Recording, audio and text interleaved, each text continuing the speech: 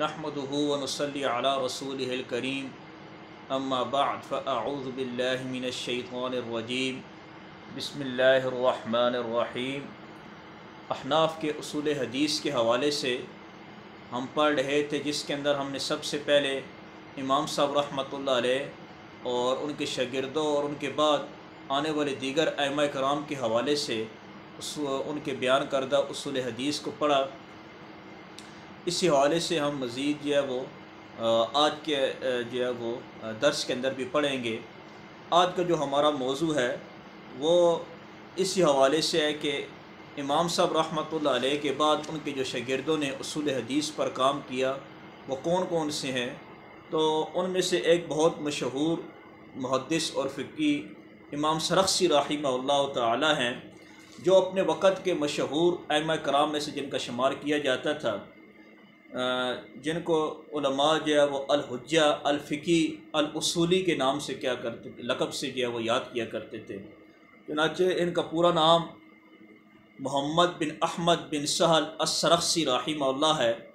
ان کی وفات 482 ہجری کو ہوئی ہے۔ انہوں نے اپنے وقت کے مشہور ائمہ کرام سے علم حدیث اور علم فقہ حاصل کیا ہے۔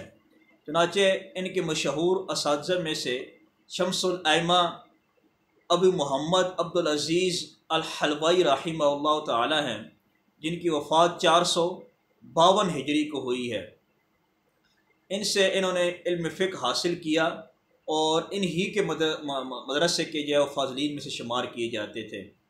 اور ان امام سرخسی رحمۃ اللہ علیہ کے شاگرد بہت سارے رہے ہیں، جن میں سے مشہور شاگرد امام ابو بکر محمد بن ابراہیم الحصیری البخاری رحمہ اللہ ہیں، جن کی وفات 552 ہجری کو ہوئی۔ اس کے علاوہ ابو عمر عثمان بن علی بن محمد البیکندی رحمہ اللہ، جن کی وفات وہ 552 ہجری ہے۔ اور اس کے علاوہ امام ابو حفص عمر بن حبیب الزندرماشی رحمہ اللہ سے نے وہ ان سے علم وغیرہ حاصل کیا ہے۔ امام سرخسی رحمۃ اللہ علیہ کی بہت ساری مشہور تصانیف ہیں، لیکن ان میں سے چند تصانیف ان کی بہت زیادہ مشہور ہوئی ہیں، جو ائمہ کرام نے جن کے بارے میں بہت سارے تعریفی کلمات بھی کہے ہیں۔ چنانچہ ان میں سے ایک المبسوط ہے، جو 30 جلدوں کے اندر وہ تالیف کی گئی ہے، جو بھی الحمدللہ بڑے جو مکتب ہیں، جو مکتبے بنے ہوئے ہیں، ان سے یہ مل سکتی ہے۔ اسی طرح امام سرخسی رحمۃ اللہ علیہ نے 2 جلدوں کے اندر اصول سرخسی لکھی ہے، جن کو علماء نے مختلف اپنی تحقیقات کے ساتھ وہ شائع کی ہے۔ چنانچہ علماء نے امام سرخسی رحمۃ اللہ علیہ کے اصول سرخسی کے حوالے سے فرماتے ہیں کہ یہ کتاب اتنی اہم کتاب ہے کہ اس کے اندر بہت ہی مہذب و منقح طریقے کے ساتھ وہ عبارتوں کو وہ سہل انداز کے اندر لکھا گیا ہے۔ اور اس کتاب کی ترتیب اور امام بزدی رحمۃ اللہ علیہ کی جو اصول فقہ کے اوپر تصنیف ہے تقریباً ایک جیسی ہے۔ دونوں کتابوں میں کوئی اتنا بڑا فرق نہیں ہے، لیکن یہ بات الگ ہے کہ امام سرخسی رحمۃ اللہ علیہ کی جو کتاب کی عبارت ہے وہ انتہائی زیادہ آسان ہے۔ ان کے تعارف کے لیے اگر کوئی بندہ ذوق رکھتا ہے تو وہ الجواہر المضیہ از علامۃ القادر قرشی رحمۃ اللہ علیہ اور تاج التراجم از علامہ ابن قطلبوغہ رحمۃ اللہ علیہ، الاعلام وہ اس کے علاوہ امام زرکلی رحمۃ اللہ علیہ کی یہ کتاب کا نام ہے الاعلام، اور جو ان کے مصنف ہیں ان کا نام ہے زرکلی۔ اکثر ازکار اس کو زرکلی یا اس طرح کے نام سے یاد کرتے ہیں، حالانکہ اصل لفظ وہ زرکلی ہے۔ زا کے نیچے بھی زیر ہے، را کے نیچے بھی زیر ہے، اور کاف ساکن ہے۔ اس کے علاوہ معجم بلدان جو کتاب ہے امام یاقوت رحمۃ اللہ علیہ کی، اس کے علاوہ مقدمہ اصول سرخسی کے اندر وہ مفتی عبدالوفا غنی رحمۃ اللہ علیہ، کشف الظنون کے اندر حاجی خلیفہ رحمۃ اللہ علیہ، اور اس کے علاوہ وہ دیگر بہت ساری کتابیں ہیں جن کے اندر ان کا وہ تفصیلی طور پر تعارف موجود ہے۔ بہرکیف یہ چند ایسے ائمہ تھے کہ جنہوں نے ابتداء زمانے کے اندر احناف کے اصول فقہ اور اصول حدیث کے اوپر بڑی تفصیل سے وہ کلام کیا ہے۔ اس کے علاوہ ان کے بعد بھی چند ایسے علماء بہت زیادہ مشہور ہوئے ہیں جنہوں نے اس اصول حدیث کے موضوع کے اوپر کافی زیادہ جو ہے وہ خدمات دی ہیں، اور علماء نے اپنی کتابوں کے اندر بہت بار ان کا نام بھی ذکر کیا، اور کتابوں کے عبارتیں بھی کیا کی ہیں، نقل کی ہیں۔ چنانچہ محققین اصولیین میں سے جو ہے وہ علامہ ابن الحمام رحمۃ اللہ علیہ ہیں، جو اپنے وقت کے امام، مجتہد، محقق، اور جو ہے وہ جامع المحاسن اور جامع الفنون کے نام سے القاب سے علماء کو یاد کرتے تھے۔ ان کا پورا نام محمد بن عبد الواحد بن عبد الحمید بن مسعود السیواسی الاسکندری المعروف ابن الحمام رحمۃ اللہ علیہ ہے۔ یہاں پر ان کے جو علاقے کا نام ہے تھوڑا سا مشکل ہے، اس کو دوبارہ آپ سن لیں۔ نام ہے السیواسی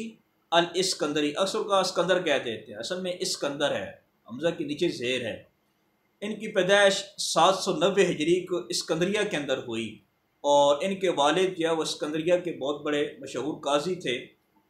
جو تقریباً ان کے بچپن کے اندر ہی فوت ہو گئے تھے۔ برگہ امام جو ہے ابن الحمام رحمۃ اللہ علیہ بچپن ہی سے بہت زیادہ ذہین تھے۔ انہوں نے مختلف جو علمی فنون ہیں مختلف علماء سے حاصل کیے ہیں۔ چنانچہ علم تفسیر اپنے وقت کے مشہور امام البدر الاکثرائی رحمۃ اللہ علیہ سے علم تفسیر حاصل کی ہے۔ چنانچہ کہا جاتا تھا کہ امام البدر الاکثرائی رحمۃ اللہ علیہ اپنے وقت کے بہت جو ہے وہ بڑے مفسر جو ہے وہ مانے جاتے تھے۔ اسی طرح ان کے شاگرد ابن الحمام رحمۃ اللہ علیہ نے بھی ان سے علم تفسیر حاصل کر کے اپنے وقت کے جو ہے وہ مشہور جو ہے وہ مفسرین کے اندر ان کا جو ہے وہ شمار کیا گیا تھا۔ علم حدیث جو ہے وہ وقت کے مشہور امام الحدیث امام ابو زرع ولی الدین ابن العراقی رحمہ اللہ سے جو ہے وہ حاصل کیا ہے، جن کی وفات 826 ہجری کے ہوئی ہے۔ امام ولی الدین عراقی رحمۃ اللہ علیہ مصطلح الحدیث کے اندر جو ہے وہ بہت گہرائی کے ساتھ جو ہے وہ مہارت رکھتے تھے۔ یہی وجہ ہے کہ ابن الحمام رحمۃ اللہ علیہ نے ان سے جب علم حاصل کیا تو ان کی بھی جو ہے وہ اصول حدیث کے اندر بہت مضبوط جو ہے وہ گرفت تھی۔ اس کے علاوہ علم فقہ اپنے وقت کے مشہور فقی السراج قاری الہدایہ سے جو ہے وہ انہوں نے علم فقہ حاصل کیا ہے، جن کی وفات 829 ہجری کو ہوئی ہے۔ اور انہی کے مدرسین کے جو بڑے بڑے ان کے جو شاگرد مدرسین رہے ہیں، ان میں سے جو ہے وہ امام ابن الحمام رحمۃ اللہ علیہ کا بھی شمار کیا جاتا ہے، اور انہی کے مدرسے کے فاضلین سے بھی جو ہے وہ ان کا شمار کیا جاتا ہے۔ چنانچہ ابن الحمام رحمۃ اللہ علیہ نے بہت کثیر تعداد کے اندر علماء سے علم حاصل کیا ہے، اور اس کے بعد ان کے شاگردوں کی بھی ایک بہت لمبی فہرست ہے، جن میں سے مشہور ان کے شاگرد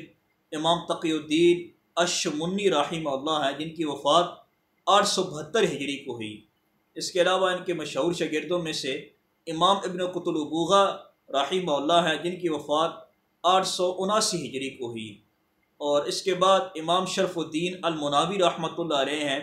جن کی وفات 871 ہجری کو ہوئی ہے۔ اس کے علاوہ مشہور مصطلح الحدیث کے مصنف اور اپنے زمانے کے مشہور محدث محقق امام سخاوی رحمۃ اللہ علیہ ہیں، جو ان کے جو ہے وہ خاص الخاص شاگردوں میں سے رہے ہیں۔ ان کی وفات جو ہے وہ 902 ہجری کے اندر ہوئی ہے۔ برگہ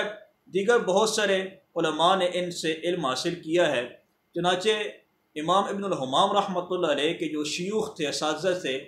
وہ ان کو اپنے دیگر شاگردوں اور دیگر اپنے ان کے ہم عصر علماء سے زیادہ بڑا درجہ دیا کرتے تھے، یہاں تک کہ ان کے اپنے علم فقہ کے مشہور استاد امام سراج رحمۃ اللہ علیہ فرمایا کرتے تھے کہ انہوں نے استفادے سے زیادہ افادہ کیا ہے۔ یعنی مطلب یہ ہے کہ انہوں نے جن جن اساتذہ سے پڑھا ہے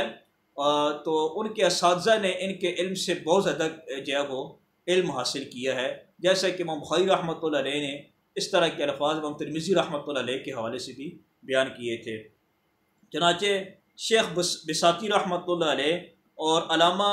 العلا بخاری رحمۃ اللہ علیہ کے درمیان جب مناظرہ ہوا تھا تو علامہ ابن الحمام رحمۃ اللہ علیہ کو ہی اس مناظرے کے اندر جو ہے وہ ثالث مقرر کیا گیا تھا، جیسا کہ ان کے شاگرد امام سخاوی رحمۃ اللہ علیہ نے اپنی کتاب الضوء لامع کے اندر جو ہے وہ